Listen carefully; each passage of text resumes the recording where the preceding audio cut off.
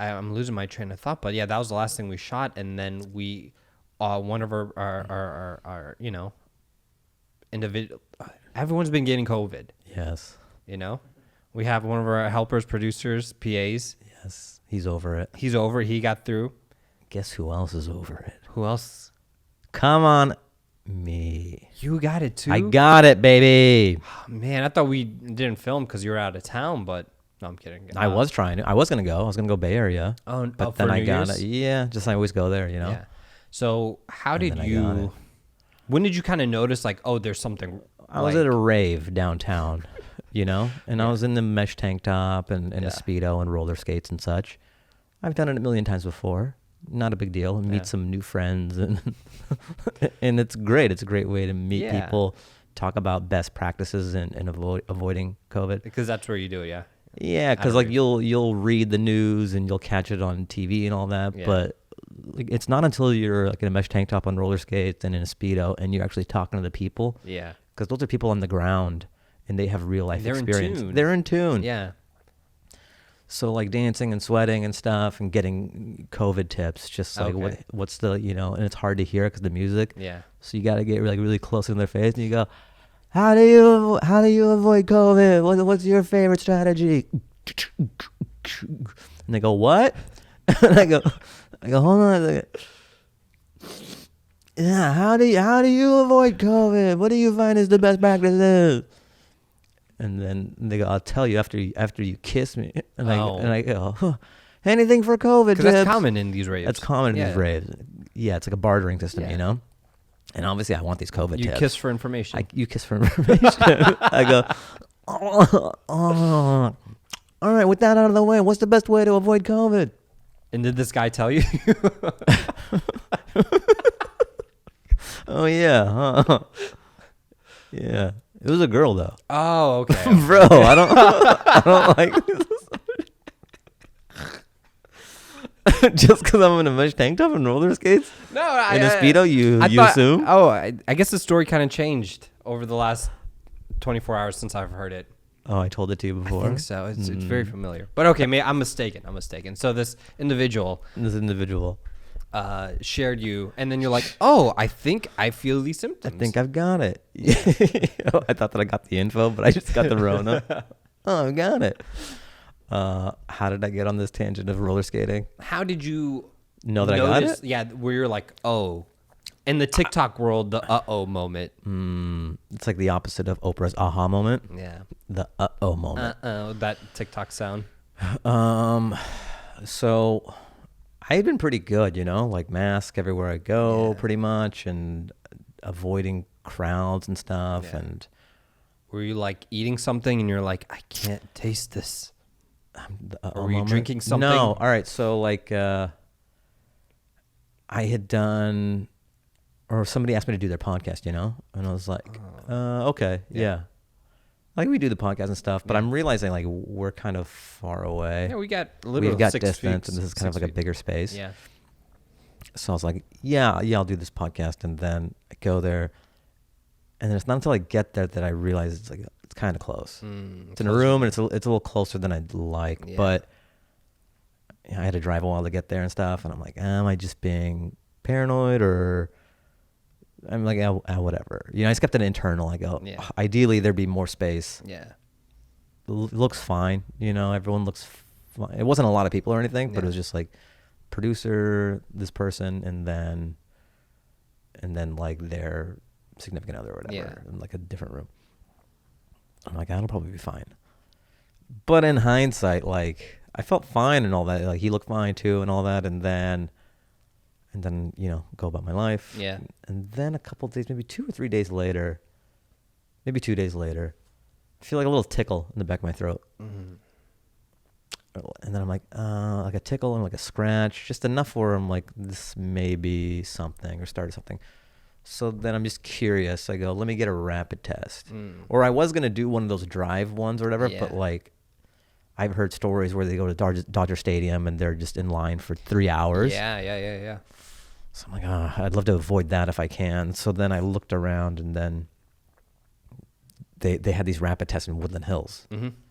I forget who does it. What the name of it? There's a lot of like urgent clinics or. Well, like, there's this whole. It's not even that. There's this new market. There's this like new industry that's popped up because of COVID. It's just for bougie people who don't want to do the drive. Yeah, they just want to pay a lot of money to take a 5-minute, 10-minute, 15-minute rapid test or whatever. And this was that I'm learning. You know, it was in that Topanga Canyon Mall or whatever. That Woodland Hills. Yeah, yeah.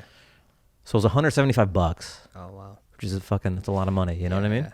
I did that in Beverly Hills for like 100, about the same. Yeah, 15 or 50 or something. Yeah. Yeah. So it's a pretty penny. Yeah. Just to kind of cut to the front of the line and do the thing. So I did that, and I go there, and it's very it's almost like they gutted a ballroom or something because it was hardwood floors. It looked like a dance studio. Oh wow. So first you go into this, it looks like a Botox clinic or something. They have these people, and they have all these Fiji waters and shit. Because they're charging you an arm and a leg, they have to make it seem like you're getting your money's worth. Yeah. So they're like, hi, did you check in? You do the whole thing online. You have like a code and shit. Okay, you're gonna blow your nose, and then you're gonna go into that room, and then so you go into this giant room. It looks like a dance studio, and there's just like a flash dance chair in there. It's just one chair, and it's giant, and then there's some ladies in PPE and stuff, and I'm like, just to warn you, because I've gotten the COVID test before when I was doing the Bill Burr production thing. I cough, because I was expecting it to go in my brain. That's how they did it last time. It doesn't go too deep. Yeah, this one was like nothing. It's like it was like hardly anything. Enough for a tickle. No, this was like fine. So I'm like, I freaked out. It was a false alarm. You're like, get away from me. So she did that, and then I just kind of puttered around the mall because it was going to take 10, 15 minutes to get my results. So I went, I got a coffee, a really shitty cappuccino. Lady was nice. Girl was like really, I'm sure she doesn't see a lot of people just, because they took away the benches and stuff now. You can't even. Wow. You just have to walk. You're just like an aimless soul at the mall. Damn. I don't know why anyone goes to the mall for anything, because you can't. It's like a night. Everywhere's a nightclub now because of COVID. You know, if you go to the nightclub, they're like, keep moving, keep moving, keep moving. You can never just like stand or sit unless you spend $5,000. Like sitting becomes a premium. You go shopping, you can't try clothes on.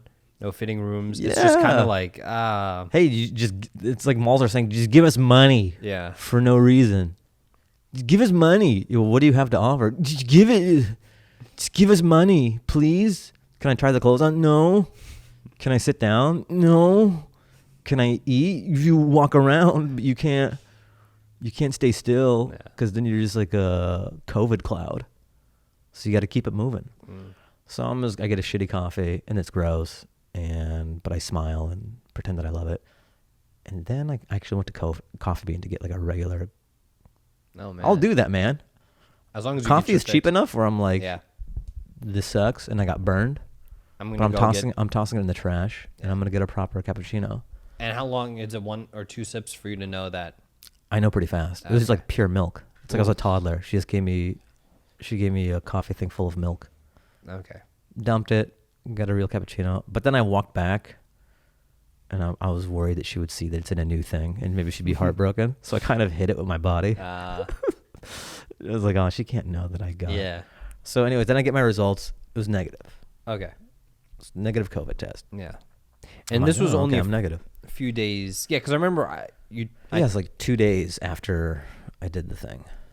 So with these rapid tests, because I got a rapid test because I was going to hang out with some friends, and I was like, oh, like. Yes, I was concerned about maybe going to the Bay Area, and I wanted to know. Yeah. I wanted to be in the clear before I headed out. So I've done the rapid test, but then when I went back to like the next day or later that night to read about it, the rapid test only works when you're like in the thick of COVID, like like in the middle of Corona, like where all your symptoms are kind of showing. That's usually when it comes out positive. You know, I think in the early stages, the deep nasal swabs that you got when you at Universal, that would have got it. That I think it picks up early symptoms. I see. So it's that negative. In my mind, it was like negative, and then later that day or later the next day, then it started to hit me. Oh, later that night. So like you get probably home? Later that night. Yeah, okay. Later that night. So like late, like maybe 10 or 11 or something. Oh man. Then chills, chills, and then body ache was crazy. So probably had that for 2 or 3 days. Yeah. Just like old man, dude. I was like Yoda. Damn. But I had nothing to do, so I just chilled in bed. Yeah. I wrote it out the whole time. I had nothing to do. I was just like in bed. I'm like, why not? I probably could have got out and done some stuff. Yeah. Just like walked around the house or walked around the neighborhood. But I was like, let me just be in this coffin of a bed, and like everything that needs to happen. Mm-hmm. I'll just chill. Yeah. And then after those 2 or 3 days, I was kind of fine. Okay. But I did notice things were salty. People talk about losing your taste and all that stuff. Yeah. I didn't lose it. Just things were a little different. Like things were super salty to me.